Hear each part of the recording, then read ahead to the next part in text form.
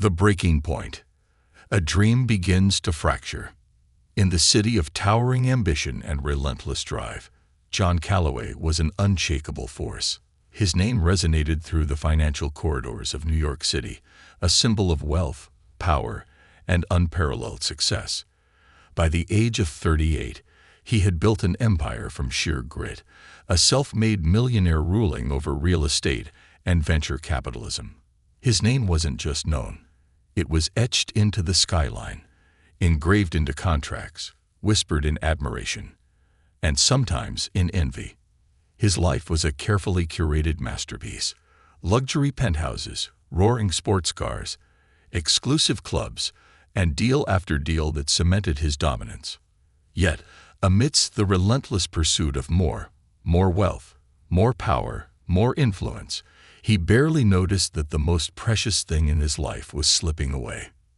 His wife, Anna Calloway. A quiet force of warmth, kindness, and integrity, Anna was the complete opposite of the high society John now surrounded himself with. A teacher with a passion for nurturing young minds, she had married John when he was still a struggling entrepreneur, his dreams outweighing his bank account. She had stood by his side through sleepless nights, failed investments, and moments of crushing doubt, always reminding him of the man he could be. But now, that man was gone. The more John climbed, the more distant he became. Late nights turned into all-nighters. Conversations turned into obligations. Love turned into routine.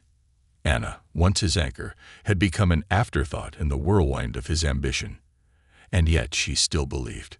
She believed that somewhere beneath the hardened businessman was the man who once held her at night, whispering about the future they would build together. She believed that if she just held on long enough, he would see what truly mattered. And then she discovered she was pregnant. It wasn't planned, but to Anna, it felt like a sign, a miracle. Maybe, just maybe, this child would bring them back together, would remind John of the family they once dreamed of. Maybe this was their second chance. But she never expected what came next. The revelation and the betrayal. The day Anna decided to tell John the news was one she planned meticulously. It had to be perfect. She chose the restaurant where they had dined on their honeymoon, a place where their love had once felt unbreakable. She wore a flowing emerald dress that complemented her auburn hair, John's favorite color on her. She wanted everything to remind him of who they had been. She arrived early, nervous but excited. Sitting at a corner table overlooking Central Park, she practiced the words in her head. "John, we're having a baby. You're going to be a father." She imagined his reaction. The surprise, the joy, the softness in his eyes that she hadn't seen in years. Surely, this would be the moment where everything shifted. But John was late. 30 minutes passed, then 45. Her fingers curled around the napkin in her lap, her heart sinking bit by bit. She checked her phone. No messages, no calls. And then she saw him. John walked into the restaurant with an air of effortless confidence, commanding attention like he always did. But he wasn't alone. A tall, striking woman walked beside him. She was laughing, her hand resting lightly on John's arm, her dark eyes filled with amusement. Anna's breath hitched. It was Claire Donovan, one of John's top executives, a woman known for her charm, her ruthless ambition, and the rumors swirling around her and John. For a moment, Anna told herself it was a coincidence. Maybe they had just run into each other. But then John's eyes met hers and widened. For the briefest second, a flicker of something crossed his face. Guilt? Recognition? Regret? It was gone as quickly as it appeared, replaced by cool indifference. "Anna," he said, his tone brisk, as if she were just an acquaintance, not his wife. "I didn't realize you'd be here." Anna's hands trembled as she rose from her seat. I thought we had lunch plans, John. Don't you remember?" Claire smirked, her gaze flitting between them. "Oh, John," she teased, her voice dripping with mock sweetness. "You didn't tell me you were meeting your wife." His wife.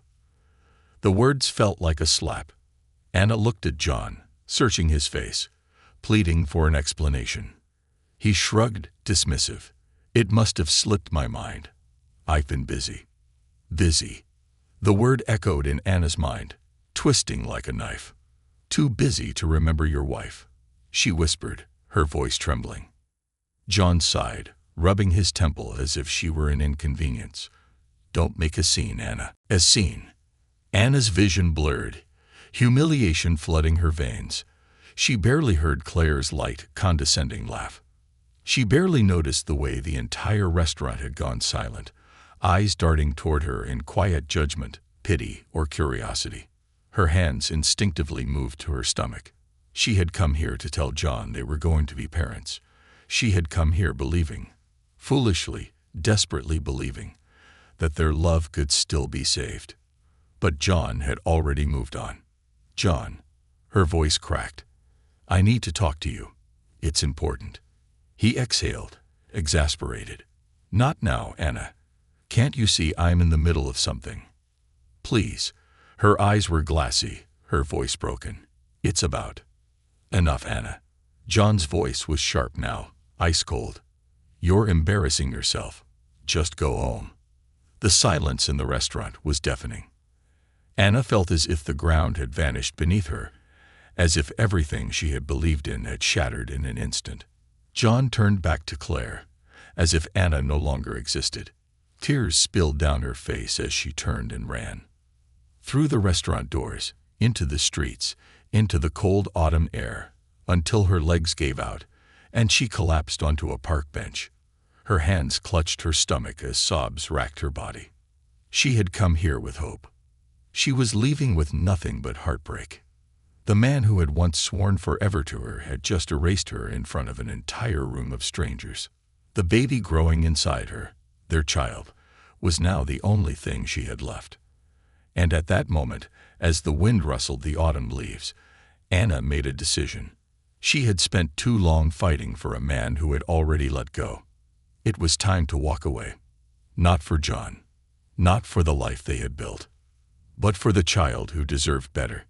For the first time in years, Anna felt something other than heartbreak. Strength. She wiped her tears, stood tall, and whispered to herself, I won't let him destroy me. Rising from the ashes. A woman reborn. Anna Calloway stood in front of the penthouse she once called home, her heart pounding like a war drum. The towering glass structure that had once symbolized love, security, and promise now felt cold, suffocating, and empty. She took a deep breath, one last look, and stepped inside. The apartment was silent, eerily so. The lavish furniture, the pristine marble floors, the breathtaking view of the city, they all seemed meaningless now. Every memory she had built in this place felt tainted by betrayal. This was not her home anymore. She had spent too long living in the shadows of a man who had long since stopped seeing her. It was time to take control of her own life. With trembling hands, she reached for her wedding photo on the nightstand. In the picture, John stood beside her, his arm wrapped around her shoulders, his eyes alight with love and pride. That was the man she had once known, but that man no longer existed. She turned the frame over, face down, and whispered, "Goodbye." Then she began packing. Every garment she folded into her suitcase felt like a piece of her past breaking away. Her hands trembled, but she didn't stop. This time, she wasn't running away. She was walking toward something better. As she zipped up her final suitcase, her gaze landed on the empty crib tucked away in the corner of the room. The one she had secretly bought the day after she found out she was pregnant. A tear slipped down her cheek, but she wiped it away. She had no more tears to waste on John Calloway. The letter that changed everything. Before she left, she grabbed a sheet of stationery paper from John's desk. He deserved to know. With a deep breath, she wrote, "John, when we exchanged vows, I believed in forever. I believed in you. But the man I married is gone. For months, I have held on, hoping, praying, believing that the man I loved would come back to me. But I was wrong. You made your choice, and now I am making mine. I'm leaving. Not because I want to, but because I have to. I am carrying your child. Our child. A child you never gave me the chance to tell you about. But don't worry, I won't ask for anything from you. Not money. Not support. Not love. I will raise this baby alone. And one day, when you look back at this moment, I hope you realize what you've lost.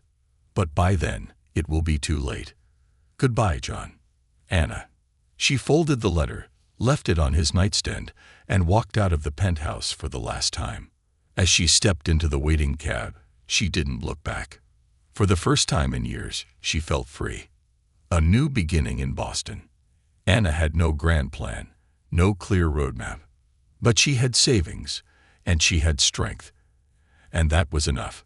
She took the first train out of New York to Boston, a city far enough that John wouldn't come looking for her, but close enough that she could start over without feeling completely lost. The moment she stepped onto the unfamiliar streets, reality set in. She was truly alone. The thought terrified her, but it also empowered her. She found a small, modest apartment in an older part of the city. The walls were chipped, the floor creaked, and the bathroom faucet leaked, but it was hers. Over the next few weeks, she threw herself into rebuilding her life. She tutored children to make ends meet, using her background in education to help struggling students. She worked long hours, pushing through exhaustion because she had no other choice. It wasn't easy. There were nights when she cried herself to sleep, wondering if she had made a mistake. There were days when she looked down at her growing belly and feared she would never be enough for her child. But every time doubt crept in, she reminded herself. She had already survived the worst. She was not broken. She was being rebuilt. Finding an unexpected ally. One afternoon, after a particularly long tutoring session, Anna climbed the stairs to her apartment, her legs aching with exhaustion. As she reached her door, she was met by an elderly woman with kind eyes and a sharp wit, her neighbor, Mrs. Henderson. "You look like you could use a home-cooked meal, dear," the woman said, handing Anna a plate of warm cookies. Anna hesitated but smiled, her heart warming for the first time in weeks. "Thank you, Mrs. Henderson," she said, her voice soft. The older woman tilted her head, eyeing Anna's growing belly. "You're strong," she said, her voice firm. "But even strong women need support. You don't have to do this alone." Anna swallowed hard, feeling the weight of her loneliness. Maybe, just maybe, she didn't have to carry everything by herself. A dream worth fighting for. As the months passed, Anna's belly grew, and so did her determination.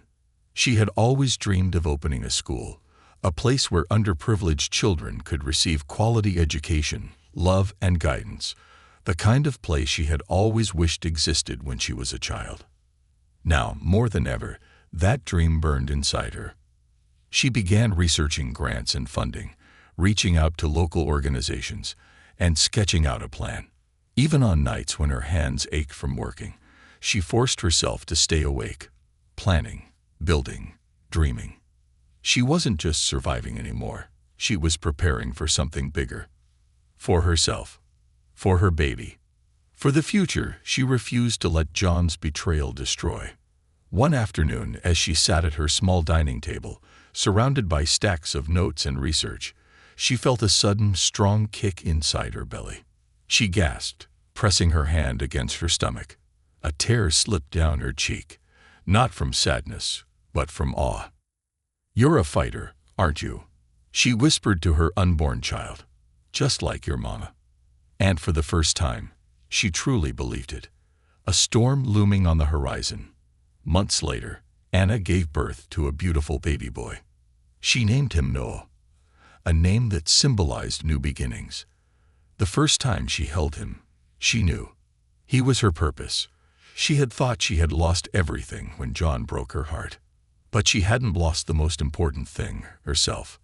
As she rocked Noah to sleep, she whispered, "I promise you, baby, you will never feel unloved.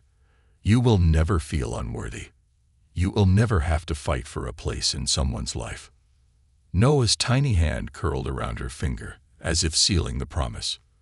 But what Anna didn't know, what she couldn't possibly predict, was that her past was about to come knocking on her door. And this time, she would have everything to lose. When the past comes knocking. 2 years later, a life rebuilt. The crisp Boston air swirled around Anna Calloway as she stood outside the Lighthouse Learning Center, watching a group of children run through the playground, their laughter filling the air like music. 2 years ago, she had arrived in this city with nothing but a suitcase, a broken heart, and an unborn child. Now, she had everything she needed. Her son, Noah, was her whole world. At 2 years old, he was a ball of energy with dark curls, wide, curious eyes, and a laugh that could melt even the coldest heart. He was smart, so smart, and every day, he reminded her why she had walked away from John Calloway. She had built something for herself. The Lighthouse Learning Center had started as a dream, just sketches in a notebook, hopeful late-night thoughts after Noah had fallen asleep. But now, it was a thriving community school, a place where children who had been forgotten by the system could learn, grow, and dream. Anna had fought for this. No one had given it to her. She had applied for grants, organized fundraisers, and poured every ounce of her heart into this place. It wasn't just a school, it was a sanctuary. And for the first time in years, she felt at peace, until the past came knocking. The unwelcome visitor. It was a rainy Friday afternoon when Anna's world shifted once more. She had just finished grading assignments in her office when there was a knock on the door. She barely looked up. "Come in." The door swung open, and the second she saw who was standing there, she felt her breath catch in her throat.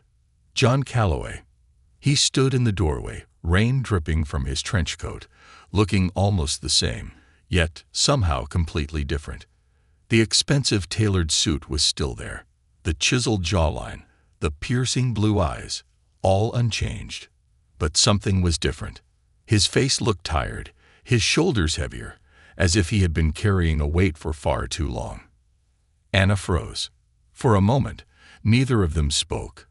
The only sound in the room was the faint ticking of the clock on the wall. Then, John took a step forward. "Anna," he said, his voice low, raw. "It's been a long time." Anna's fingers curled into fists. "Not long enough." His jaw tightened, but he nodded. "I deserve that." She rose slowly, crossing her arms over her chest, anger bubbling inside her like lava. "You have no right to be here," she said, her voice sharp. "What do you want, John?" He hesitated. Then, his gaze dropped to the small framed picture on her desk. A picture of Noah. Anna's heart stopped. John swallowed hard. "I know about him." The moment of truth. Anna felt everything around her tilt. Her pulse roared in her ears, her knees suddenly weak. But she forced herself to stand tall. "And," she said, her voice icy. John's hands tightened into fists at his sides. "And I want to see my son." Anna laughed bitterly, shaking her head. "You don't get to do this," she said, her voice trembling with fury. "You don't get to show up after 2 years and suddenly decide you care." "I didn't know," he said, desperation creeping into his tone. "I never got the chance to." "You had your chance," she snapped. "The day I sat in that restaurant, pregnant with your child, hoping you'd remember me, hoping you'd care. That was your chance. And you threw it away." His face twisted with pain. "I made a mistake, Anna. A mistake." Her laugh was sharp, cruel. "No, John. A mistake is forgetting an anniversary. What you did was a choice." He exhaled, running a hand through his damp hair. "I deserve that. I do." "Damn right, you do," she shot back. A long silence fell between them. Finally, John looked up, his expression open, vulnerable. "Anna, please, just let me see him. Once." She stared at him, fury and fear warring inside her. And then, from the hallway, a tiny voice broke the silence. "Monty." Anna's blood ran cold. Slowly, She turned toward the doorway, where Noah stood, clutching his stuffed elephant, his big blue eyes blinking curiously at John, eyes that looked exactly like his father's. John's breath hitched. His entire body went still. He whispered, barely able to speak, "No." A meeting that changed everything. For a long moment, no one moved. John stood frozen, his gaze locked on the small boy before him. Anna's heart pounded. She wanted to pull Noah close, to protect him from the storm standing in her office. But Noah, innocent and oblivious to the tension in the room, tilted his head. "Who are you?" he asked curiously. John's eyes shone with emotion, his voice shaking. I'm a friend of your mom's," he said, his tone softer than Anna had ever heard. Noah blinked. Then, after a long moment, he held up his stuffed elephant. "This is Ellie," he said proudly. "She's my best friend." A tear slipped down John's face. He crouched down slowly, at eye level with his son. "Ellie's a great name," he murmured, his voice thick. "Did you pick it?" Noah nodded, his curls bouncing.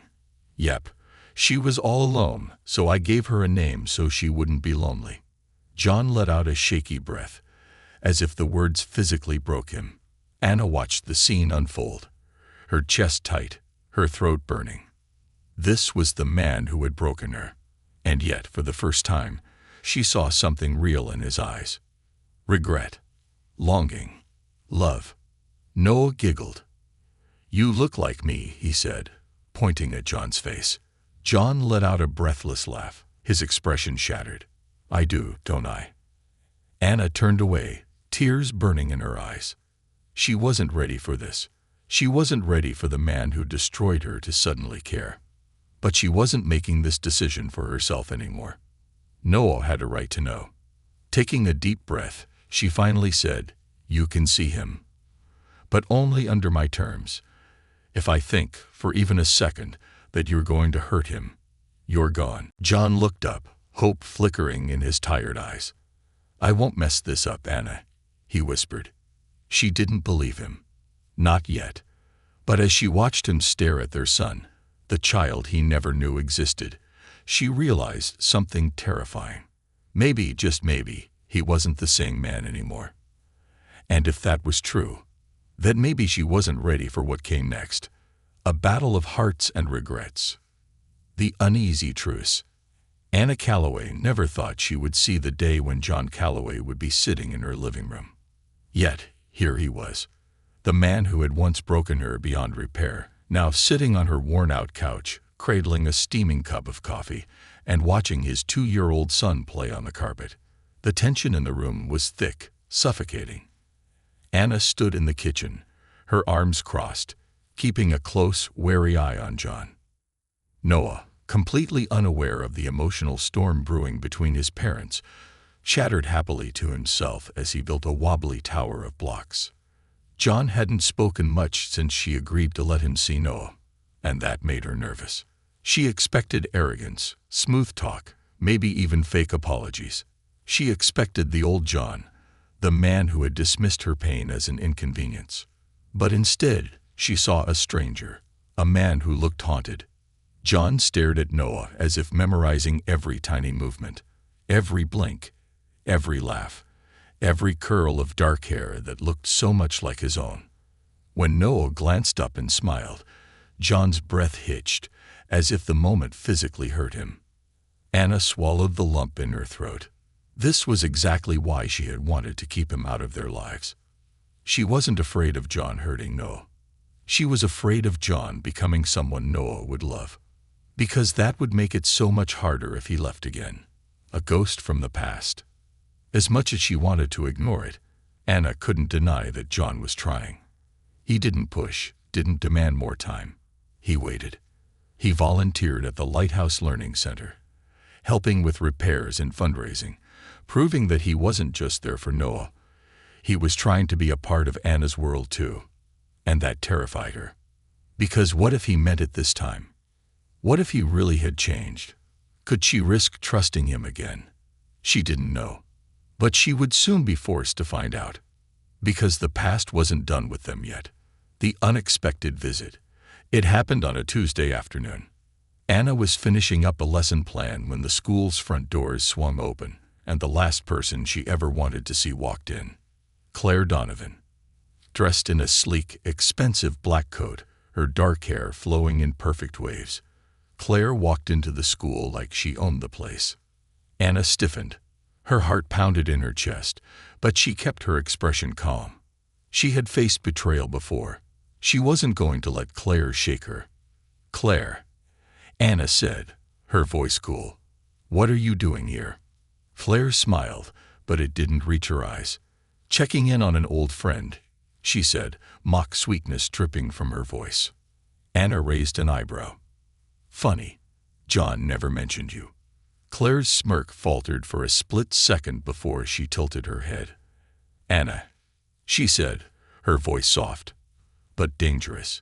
"You really think this is going to last?" Anna's stomach tightened. "This," she repeated, folding her arms. Claire shrugged. "This fantasy you're building. John, playing the devoted father. You, pretending this is some perfect little fairy tale." Anna's blood boiled, but she kept her voice calm. "You have no idea what you're talking about." Claire's smile turned cold. "Oh, don't I?" she said. "You think men like John change. You think he'll be satisfied playing house in some rundown school." Anna's fists clenched. "I think you should leave." Claire stepped closer, lowering her voice to a whisper. "You should know something, Anna. John didn't leave me for you." Anna's heart skipped a beat. Claire smiled. "He left because his business empire is crumbling. Because his fortune, his legacy, it's slipping through his fingers." Anna's breath hitched. "He's here because he's desperate, not because he suddenly loves you again." Claire continued, her eyes gleaming with cruelty. "And when he gets back on top, you'll be nothing but a mistake he corrected." Anna felt something inside her snap. With steady hands, she opened the front door. "Get out." Claire's smirk didn't waver, but there was something calculating in her gaze. She leaned in, her breath warm against Anna's ear. "When he breaks your heart again," she whispered, "don't say I didn't warn you." Then she turned and walked away, leaving only destruction behind. The seeds of doubt. That night, Anna sat on her small apartment couch, staring at the past and future colliding inside her mind. Claire was lying, wasn't she? Or was this all just another game John was playing? She glanced at Noah, who was fast asleep on the couch beside her, his tiny fingers curled into his stuffed elephant. He had no idea what kind of storm was raging around him. Anna ran a hand over her face, exhaustion and doubt weighing down on her like 1,000 bricks. She needed answers, and she was going to get them. The confrontation. The next morning, Anna didn't hesitate. She walked straight into the school library, where John was helping paint a new reading corner, and said, "We need to talk." Now. John wiped his hands on a rag, looking up at her with concern. "What's wrong?" She didn't waste time. "Is it true?" she demanded. John frowned. "Is what true?" "Your business," she pressed. "Is it falling apart?" For a moment, John didn't speak, and that silence told her everything. Anna's stomach dropped. "You lied to me," she whispered. "Anna, no. You came here because you had nothing left," she accused, her voice shaking. "Not because you cared. Not because of Noah." John took a step toward her, his expression pleading. "That's not true," he said, his voice raw. "Yes, I lost everything. Yes, my business collapsed. But Anna, that's not why I came." "Then why?" she demanded, tears burning in her eyes. John swallowed hard. "Because when everything fell apart, you were the only thing I couldn't stop thinking about." Anna froze. John ran a hand through his hair, his voice shaking. "I realized I built my entire life around things that didn't matter.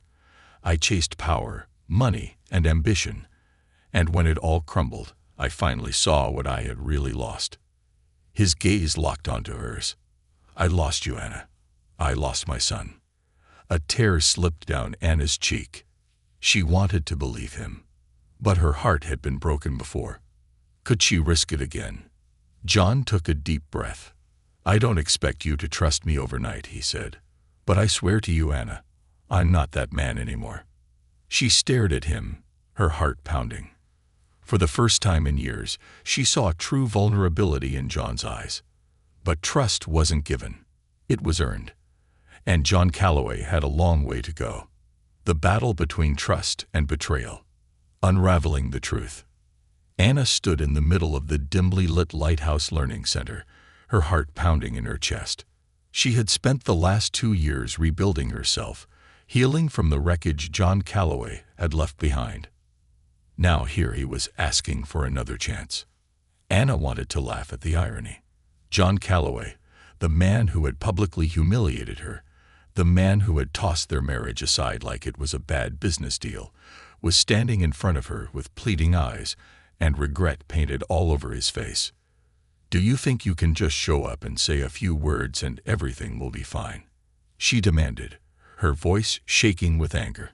You lost everything, and now you think you can crawl back and claim us like some investment gone wrong.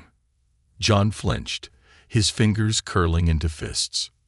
Anna, it's not like that, he said. I swear I'm not here because I lost my company.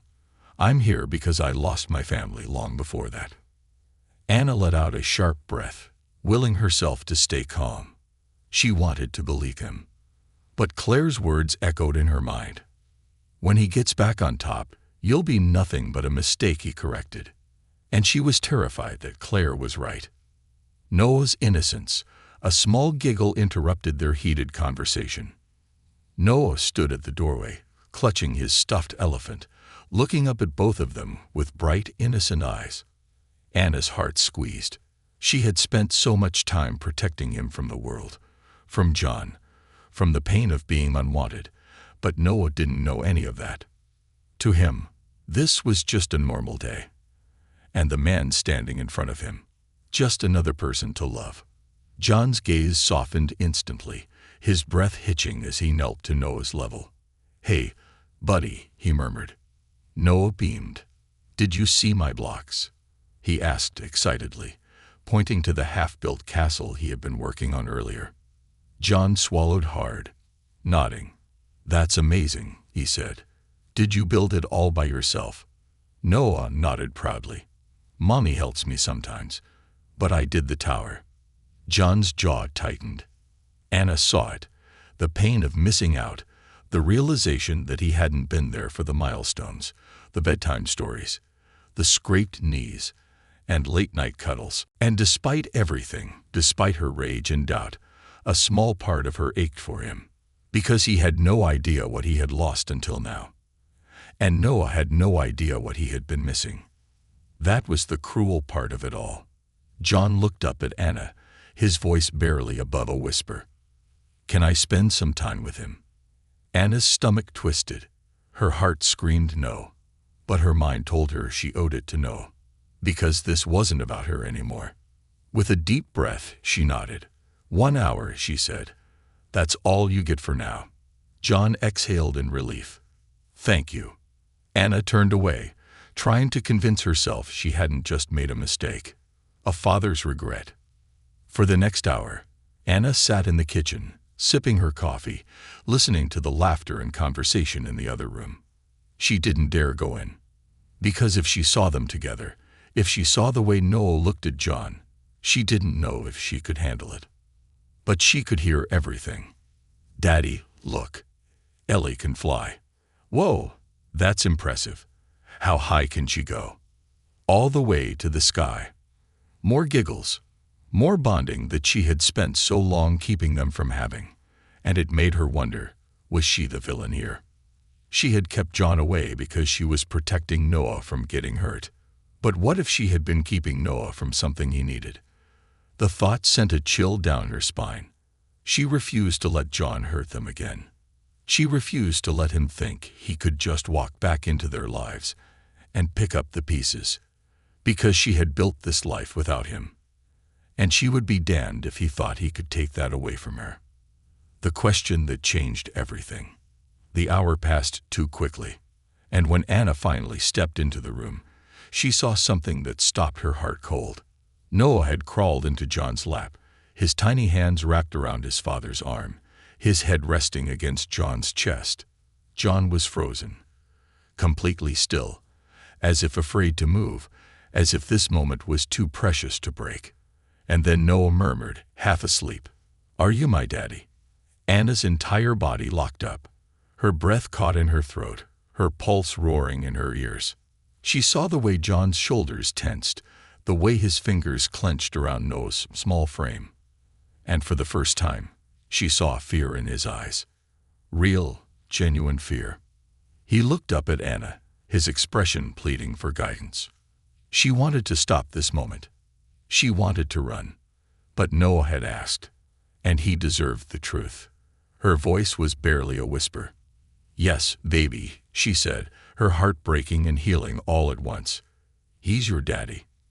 Noah yawned, smiled, and snuggled deeper into John's arms. And John lost it.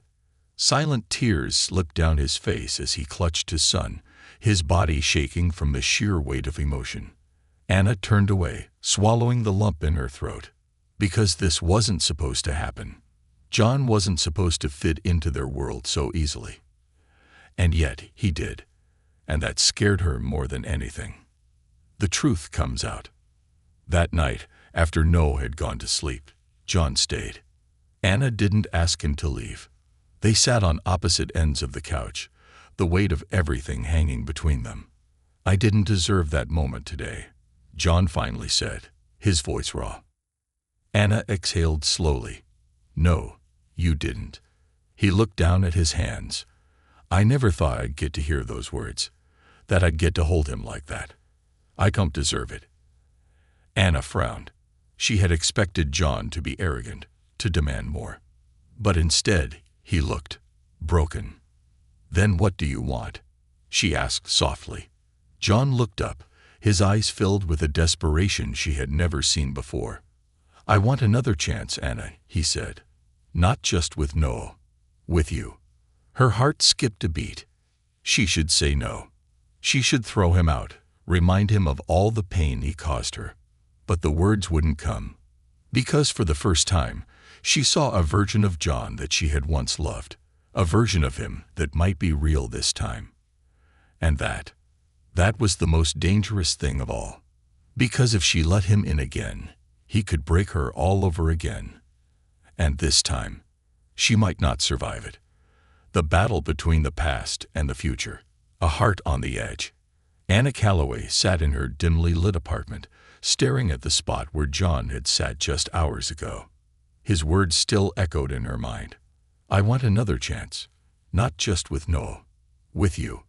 She should have shut him down immediately. She should have reminded him of the humiliation, the heartbreak, the way he abandoned her without a second thought. But she didn't. And that scared her. She was no longer the naive woman who had believed in fairy tales and promises whispered in the dark. She had built a life without him. She had raised Noah without him.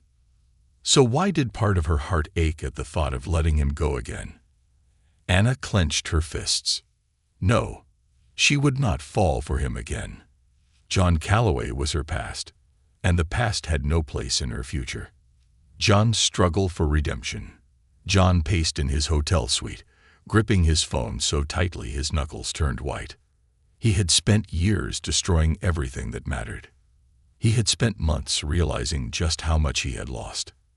And now he was fighting like hell to get it back. But Anna didn't trust him, and she had every reason not to. John scrubbed a hand down his face, exhaling sharply. He had built a billion-dollar empire, outmaneuvered corporate sharks, conquered the cutthroat business world. And yet, none of it compared to the battle he was fighting now. The battle to prove to Anna that he was no longer the man who destroyed her, and if he lost this fight, he would lose everything all over again. And this time, it would be permanent. A surprise invitation. A few days later, Anna was tidying up the school library when Mrs. Henderson walked in, her arms crossed and her expression knowing. "You've been a ghost all week," the elderly woman observed. Anna sighed, not in the mood for another lecture. "I've been busy." Mrs. Henderson scoffed. "Busy running away from your own feelings." Anna froze. She turned, fixing the older woman with a look. "I'm not running away from anything," she said, though even she didn't believe her own words. Mrs. Henderson arched a brow. "Then why is it that every time John Calloway steps into the school, you either leave the room or pretend he doesn't exist?" Anna clenched her jaw. "Because he doesn't deserve another chance," she snapped. "He doesn't get to walk back into our lives and pretend like nothing happened." Mrs. Henderson nodded slowly, as if processing her words. "Then tell me, dear," she said, "if you're so sure about that, why are you still afraid to be around him?" Anna didn't have an answer. Because deep down, she knew the truth. She wasn't afraid of John hurting her again. She was afraid that he wouldn't. She was afraid that if he truly had changed, she would have no reason to keep him away. And that would be even worse. Mrs. Henderson sighed. "You need to figure this out, Anna," she said gently. "Because Noah is growing up, and sooner or later, he's going to start asking why his father is just a stranger." Anna swallowed hard. She already knew that. She just didn't know how to fix it. But life, as always, had a way of forcing her hand. Because later that evening, as she was locking up the school, she found an envelope taped to her office door. Inside, written in John's familiar, neat handwriting, were just a few simple words. "Give me one night. No pressure. No expectations. Just us, please." And below it, an invitation to a charity gala. Anna's heart stopped. Because this wasn't just any event. This was the annual fundraiser for the Lighthouse Learning Center, a night she had been planning for months. A night that could secure the future of her school. And John. He had just invited her to be his date. The gala. A dance between the past and the present. The moment Anna stepped into the grand ballroom, she felt like she had entered another world. Golden chandeliers hung from the ceiling, the scent of roses and champagne filling the air. Powerful figures from all over the city filled the room. Business moguls, philanthropists, political figures. She had attended these types of events before, back when she was John Calloway's wife. But tonight, she was here as herself. And as much as she hated to admit it, she wanted John to see her that way. Dressed in a simple yet elegant black gown, her auburn hair cascading in soft waves, Anna walked into the room with her head held high. And when she saw John standing at the far end of the ballroom, dressed in a perfectly tailored black suit, his piercing blue eyes already locked on her, her heart stumbled. John moved toward her, cutting through the crowd with purpose. "You came," he said, his voice low, as if he almost didn't believe it. Anna lifted her chin. "I came for the school," she said, though they both knew that wasn't the full truth. John's lips curved into a small, knowing smile. Of course. The night passed in a blur of conversations, speeches, and silent glances between them that neither wanted to acknowledge. And then, before she could think of an excuse to leave, John had extended his hand. "Dance with me," he said. Anna hesitated. "Dancing won't change anything," she warned. John's gaze softened. "I know." But she took his hand anyway. And when he pulled her close, when their bodies moved together in perfect rhythm, she realized something she had been trying to ignore. For the first time in years, John felt like home. And that was the most dangerous feeling of all. A moment of weakness, or something more. After the gala, John walked Anna to her car, his hands tucked in his pockets, his expression unreadable. They stood in silence, the night air thick with unspoken words.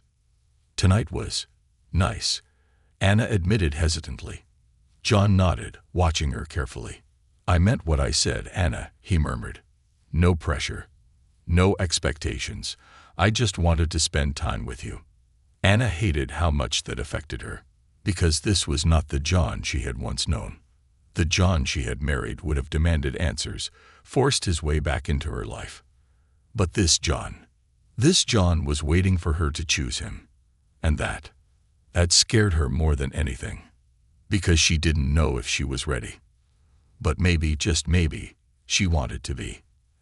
And as she drove home that night, her heart warring with itself, she couldn't ignore one terrifying thought. She had spent 2 years trying to forget John Calloway, but it had only taken one night to start falling for him again.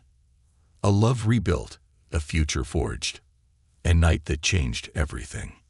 Anna drove home in silence, gripping the steering wheel as if it could somehow steady her emotions. Tonight had been a mistake, hadn't it? She had spent years rebuilding herself, ensuring that John Calloway would never again have the power to hurt her. But one night, one single dance, and she felt herself unraveling all over again. Her heart still raced at the memory of his hand on her waist, the warmth of his breath against her skin, the way his fingers had lingered when he pulled away. This wasn't just a charity event. This was John reminding her of everything they had once been, and worse, everything they still could be. Anna exhaled sharply as she pulled into her driveway. She refused to let herself believe that John was her past, and she wouldn't let him rewrite her future. But deep down, she knew he already had. John's gamble on love. John sat alone in his hotel suite, nursing a glass of whiskey, staring out at the Boston skyline. He had been a fool once. No, more than once. He had let pride, greed, and ambition steal the only thing that had ever truly mattered, Anna. And now he was trying to undo the greatest mistake of his life. He knew Anna was still fighting against him, against the feelings she didn't want to admit were still there. But tonight, she had let her walls down.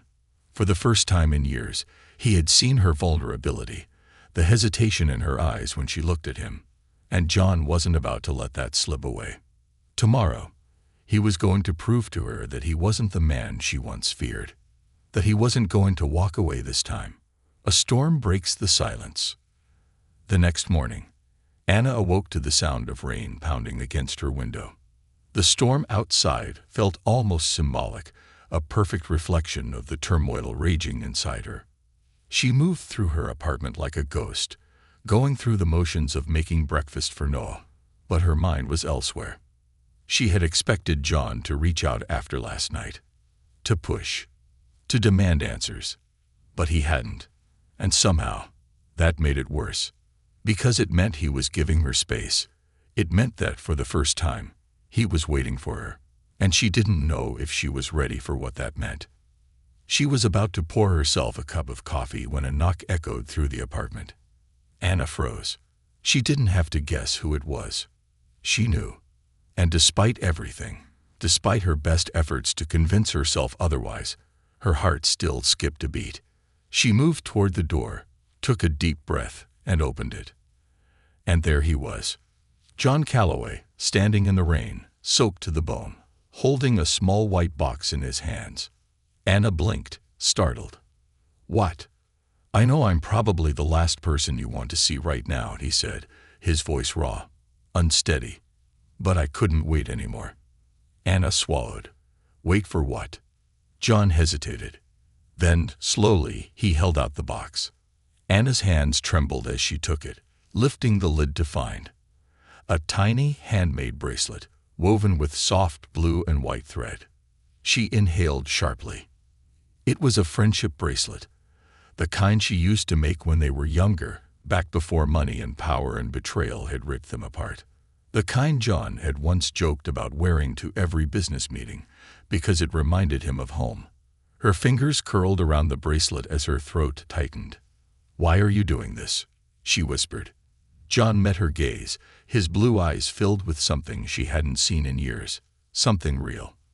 "Because I never should have let you go," he said softly, "and I'll spend the rest of my life proving it, if you let me." Anna's breath caught. This wasn't like before. This wasn't a grand, rehearsed speech. This was John, stripped of all pride, standing before her with nothing but hope and regret in his eyes. And for the first time in years, she believed him. A love rekindled. It didn't happen all at once. Anna didn't wake up the next morning and magically forgive him. Trust wasn't instantaneous. It was earned. And John spent every day proving himself. He didn't push. He didn't rush her. He simply showed up. For the school, for her. And slowly, day by day, Anna let him in. They started as co-parents, learning how to navigate a world where John was no longer a stranger in Noah's life. Then they became friends again, sharing quiet conversations in the evenings when Noah had fallen asleep. And then one night, as they sat on her apartment balcony, watching the city lights flicker in the distance, John kissed her. It was soft, hesitant, a question, not a demand. And this time, Anna didn't pull away. Because this time, it felt right. A future forged in love. Years passed, and the life they built together was not perfect, but it was real. The Lighthouse Learning Center thrived, growing into something that changed the lives of hundreds of children. Noah grew up knowing his father, not as the man who had abandoned him, but as the man who had fought to earn his place in their lives. And one evening, as the sun set over their small home, John got down on one knee. Not with a flashy ring or a grand speech, but with the same woven friendship bracelet he had given her that rainy morning. "Marry me again," he said softly, "not because of the past, not because of guilt or regret, but because of the life we're building together, because of the love we never really lost." Anna stared at him, her heart full, her eyes brimming with tears. And this time, there was no doubt. "Yes," she whispered, smiling through her tears. "Yes, John, I will." As John pulled her into his arms, as their son cheered happily in the background, Anna realized something. This wasn't a second chance at love. This was a love that had never truly left them. And this time, they would fight for it. Together. Forever.